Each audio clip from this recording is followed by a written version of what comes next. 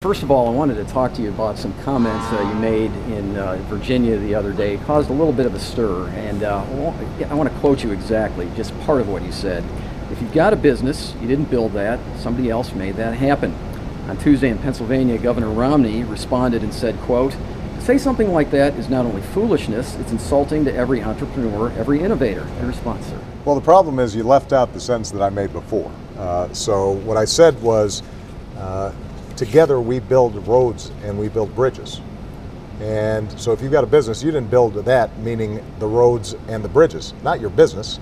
And anybody who actually watched the tape knows that's what I was referring to. And that's a point I've made millions of times. And by the way, that's a point Mr. Romney has made as well. So this is just a bogus issue.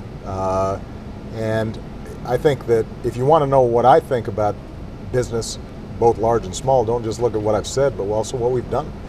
We've passed 18 tax cuts just for small businesses. In every speech that I talk about the importance of entrepreneurship and how people who are taking risks need to be rewarded.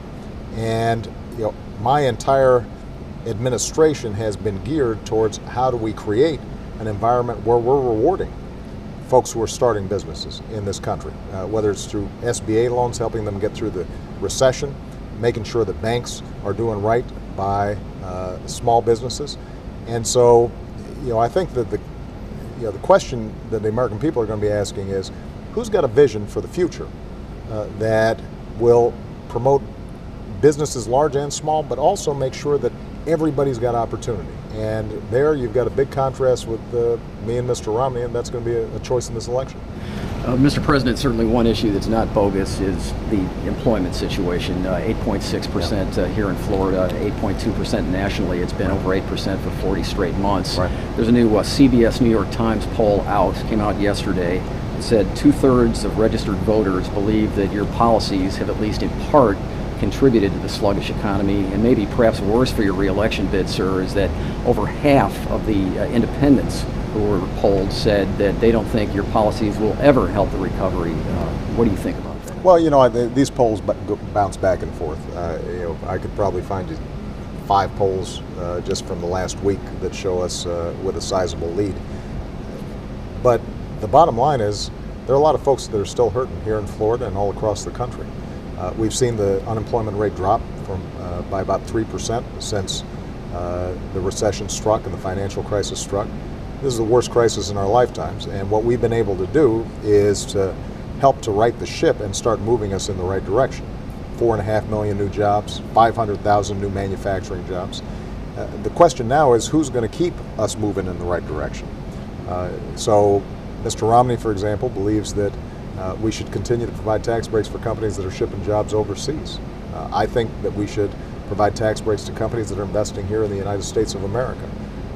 Mr. Romney thinks that the way we grow the economy is to give $5 trillion of tax cuts, mostly going to some of the wealthiest Americans.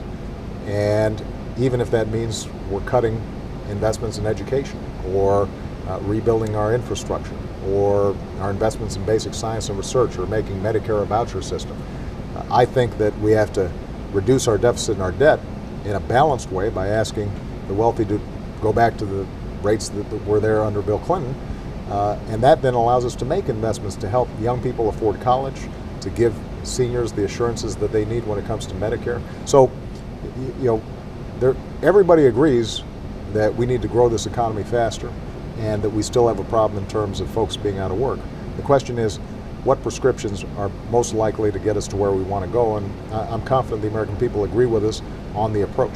Mr. President, I want to ask you about taxes in particular. Back in 2009, you told ABC News' George Stephanopoulos rather emphatically that the individual mandate for the Affordable Care Act is not a tax. Right. And yet, your Solicitor General went before the Supreme Court, argued it was a tax. The Supreme Court agreed. Now, Patrick Cadell, Democratic pollster, a critic, says what you've now done is given the largest tax increase to the middle class. And our governor here, Rick Scott, says he's not going to implement it. Your thoughts, sir? Well, let's be clear on what the Affordable Care Act is.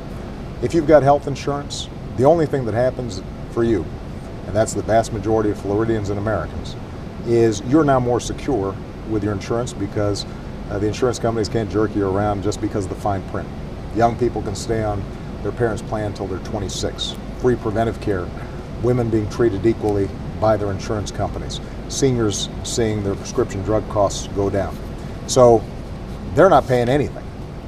If you don't have health insurance, we're going to help you get health insurance by giving you tax credits and allowing you to pool as a group to buy health insurance. So millions of Americans will be getting a tax break. The only people who would be affected by the individual mandate, whether you want to call it a penalty, a tax, or a mandate, is those who can afford it, can afford to buy health insurance but choose not to buy it, act irresponsibly, and then end up in the emergency room, and you and I end up having to pay for it. By the way, this is a plan that was modeled on the Massachusetts plan that Mr. Romney passed. It turns out 1% of the people in Massachusetts have been affected, and it's estimated 1% of the American people will be affected. So this notion that this is some massive tax increase is simply incorrect. And what the Affordable Care Act does is help make our system more efficient, give access to more people, but also make sure that everybody's responsible so that they're not loading off their costs for health care onto somebody else. Can I ask you about the Marching 100 before you go, sir? I know they performed at your inauguration, Florida A&M University. They've got a real situation there where they've got a young man that has been killed, and now people are being held responsible. Your thoughts about the hazing situation and what happened there? Well, obviously, the loss of that young man's life is heartbreaking. I think that we can't tolerate bullying of any sort anywhere. And when we send our young people to college, we expect them to be there to learn and get a great experience, not to be beaten. And so, I'm pleased that this has gotten attention. This is something that is part of some of our fraternity and marching band culture that we just have to get rid of. On the other hand, we want to make sure that we can continue with the unbelievable tradition of marching bands all across the country, but we don't need this kind of bullying to be a part of it.